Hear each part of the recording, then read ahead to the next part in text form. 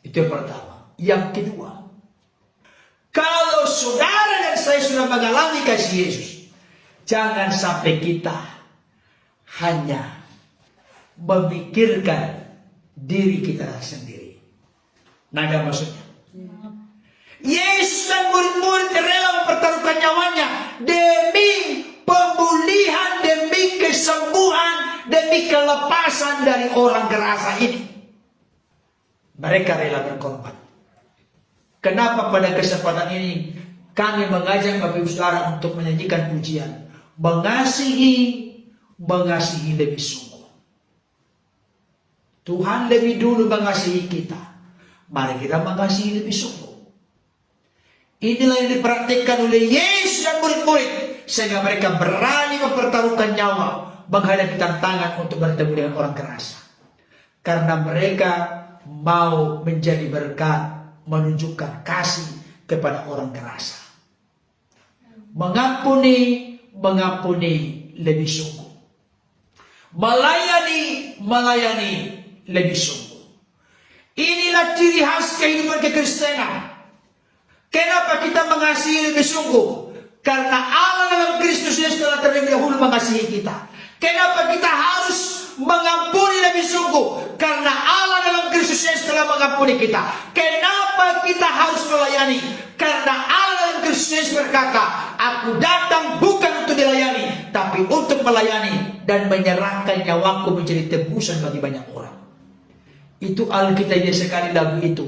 Sekalipun lagu sangat praktis. Artinya, saudara dikasih Tuhan, kehidupan Yesus dan murid-murid menjadi berkat yang membawa mujizat pertolongan kepada orang yang gila yang ada di gerasa.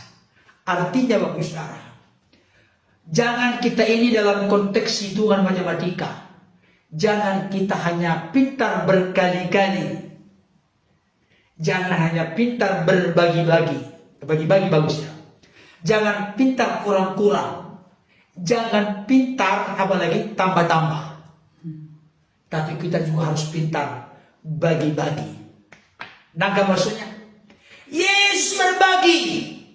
Yesus peduli. Murid-murid peduli. Kan murid-murid mendampingi Yesus saat itu.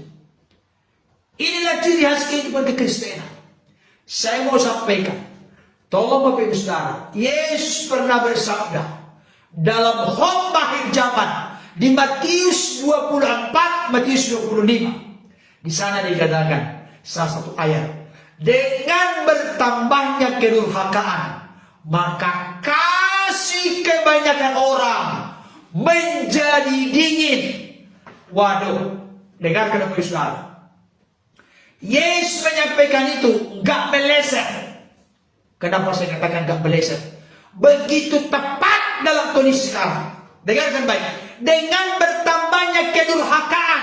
Kedurhakaan itu dekadensi moral, kemerosotan moral, kejahatan makin bertambah sekarang.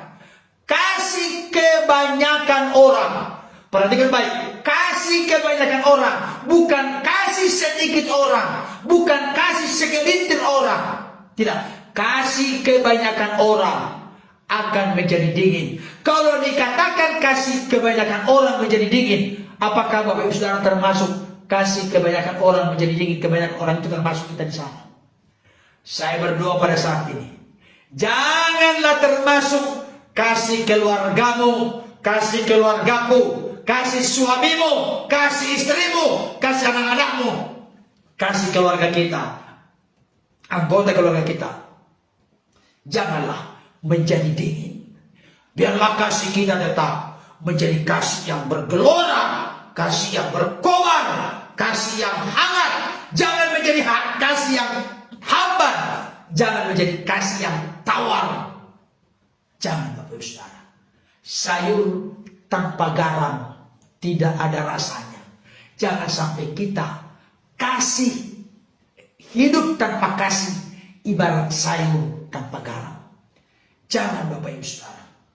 Bahkan dikatakan oleh Rasul Paulus kepada anak rohaninya bernama Timotius, tanda-tanda manusia pada akhir zaman. Apa itu? Manusia akan mementingkan diri sendiri, dan menjadi hamba uang. Coba perhatikan sekarang ini. Koreksi, evaluasi, introspeksi diri kita. Apakah kita sudah termasuk kepada ciri-ciri atau keadaan manusia akhir zaman yang disampaikan oleh Rasul Paulus kepada anak rohaninya?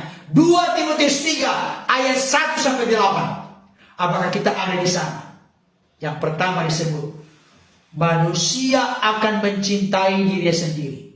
Kata mencintai diri sendiri di situ bahasa lainnya egois. Mementingkan diri sendiri. Manusia akan mementingkan diri sendiri. Yang abadi di dunia ini katanya adalah kepentingan. Kalau tidak ada kepentinganku di situ, aku tidak mau tahu dengan itu. Artinya apa? Aku.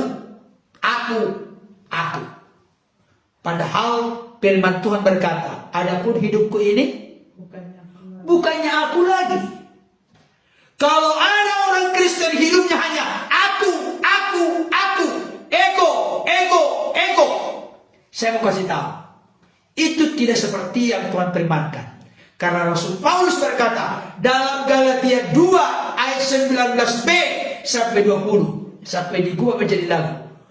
Adapun hidupku ini bukannya aku lagi, melainkan Kristus yang hidup di dalam aku. Tetapi hidup yang sekarang aku hidup di dalam tubuh ini.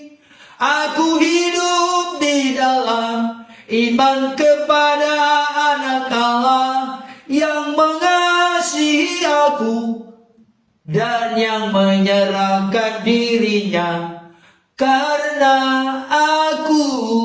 Artinya, adapun hidupku ini bukannya aku lagi. Berarti siapa dong? Emang bukan kita yang hidup? Kan Bapak Saudara juga yang hidup.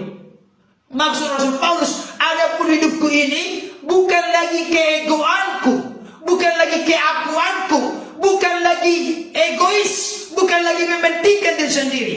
Ketika saudara sudah mengalami landaan kasih Tuhan, dilanda oleh kasih Tuhan, kasih agape, kasih yang ilahi, kasih tanpa pamrih, kasih yang terbesar, kasih yang istimewa, kasih yang terutama. Kalau itu sudah melanda hidup kita, dengan kasih itulah kita dimampukan untuk tidak menjadi egois, tapi kita boleh berbagi. Berbagi apa? Berbagi perhatian, berbagi dukungan doa, berbagi kasih, berbagi apa yang bisa kita bagi kepada orang lain.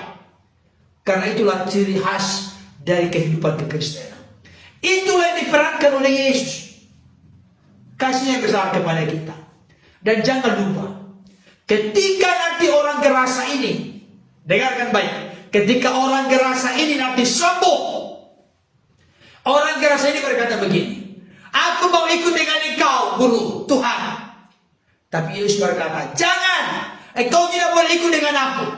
Pulanglah ke kampung halamanmu dan beritakanlah segala sesuatu yang sudah diperbuat Tuhan atasmu. Artinya apa? Yesus merindukan supaya orang gerasa yang sudah menjadi sehat, yang sudah menjadi waras, supaya bisa menjadi alat kasih Tuhan, alat kesaksian Tuhan bagi banyak orang. Dan jangan lupa, dengarkan baik. Ternyata ketika orang gerasa yang sudah sembuh ini pulang ke kampung halamannya, dia memberitakan apa yang dia alami, apa yang diperbuat Tuhan atasnya. Dia beritakan sampai ke daerah Dekapolis. Bapak Saudara pernah dengar dekalog? Deka itu 10, log itu hukum, 10 hukum. Hukum pertama sampai keempat antara manusia dengan Allah, atau Allah dengan manusia. Hukum kelima sampai 10 antara manusia dengan manusia. Vertikal 1 sampai 4, horizontal 5 sampai 10. Ada namanya dekalog. Tapi sekarang Dekapolis, Deka 10, polis kota, 10 kota. Orang gerasa ini setelah dia sehat, setelah dia pulih, setelah dia lepas dari ikatan iblis, setan, kuasa-kuasa kegelapan yang menimpa hidupnya, mengikat hidupnya, setelah dia sembuh, dia menjadi alat kesaksian Tuhan untuk menebar kasih yang dia alami, dibagikan kepada orang lain. Saudara dikasih Tuhan, ini teguran telak dan keras kepada tubuh Kristus, gereja Tuhan, orang-orang percaya, pastor, pendeta, penatua, gembala, di kota, di desa, di tepi pantai, dimanapun seluruh dunia. Ketika sudah mengalami mujizat, mengalami keajaiban Tuhan, mengalami pertolongan Tuhan, jangan justru hidup untuk egois diri sendiri. Mari apa yang kita alami, apa yang sudah kita nikmati dari Tuhan, kita sebar, kita bagikan kepada orang-orang lain, sehingga mereka pun bisa melihat, menyaksikan karya Allah yang besar dalam hidup kita. Karena itu juga terjadi bagi hidup mereka. Amin, saudaraku. Amin. Oleh karena itu, ada apa di Gerasa? Sehingga Yesus sampai datang ke sana. Ternyata Yesus bertemu dengan orang gila, orang yang tinggal di pekuburan. Artinya Yesus sangat mengasihi. Tapi ketika dia sudah menjadi sehat, dia juga dipakai menjadi alat kasih Tuhan untuk menebar kasih. Apa yang dia alami dan nikmati dibagikan kepada orang lain. Dengarkan baik. Saya sampaikan terakhir. Ketika saudara dan saya adalah tuntunan pimpinan Tuhan, kelihatannya apa yang kita lakukan itu sesuatu yang sia-sia. Kenapa sia-sia? Coba kalau kita misalnya, coba kita membayangkan dan merenungkan. Kita orang-orang yang tahu kemana Yesus akan pergi. Yesus pergi ke Gerasa, ketemu dengan orang gila. Kira-kira komentar Bapak Saudara apa? Coba keluarkan sini apa komentarnya? Ngapain capek-capek ke Gerasa, mau ketemu dengan orang gila, ngapain? Gak ada guna, sia-sia, gak bermutu, gak berharga, gak istimewa, gak berarti. Itu perkataan orang. Tapi dengarkan baik, kalau kita ada dalam tuntunan Tuhan, kalaupun kelihatan yang kita lakukan itu, yang mau kita kerjakan tidak berarti, tidak berguna menurut penilaian manusia, percayalah, yakinlah, berjalanlah. Ketika kita melangkah berjalan bersama Tuhan, apa yang tadinya hina, apa yang tadinya tidak berguna, apa yang tadinya tidak bermanfaat, apa yang tadinya tidak berarti, justru itu menjadi sesuatu yang sangat berarti. Buktinya apa? Yesus tidak salah langkah ketika Yesus menyembuhkan, menyelamatkan, membuat sehat orang Gerasa ini. Ternyata dia menjadi alat yang sangat dahsyat, Allah yang sangat luar biasa. Sampai 10 kota Dekapolis mengalami lawatan Tuhan melalui kesaksian dari seorang yang tadinya dirasuk setan, sudah dirantai dilepaskan, sudah diikat dilepaskan, tidak bisa dijinakkan oleh siapapun. Dia tinggal di pekuburan, suka memukul-mukul dirinya. Gak ada, bahkan tubuhnya sampai berdarah-darah karena suka memukul dirinya dengan batu. Gak berguna sama sekali, liar sama sekali. Makanan tidak tahu apa yang ada di sana. Jangan-jangan keluarganya gak mengantar makanan lagi karena takut. Dengan kondisi yang sangat beringas, itu orang gila. Tapi orang gila yang dipulihkan, disembuhkan oleh Yesus, justru menjadi alat yang dahsyat dan luar biasa.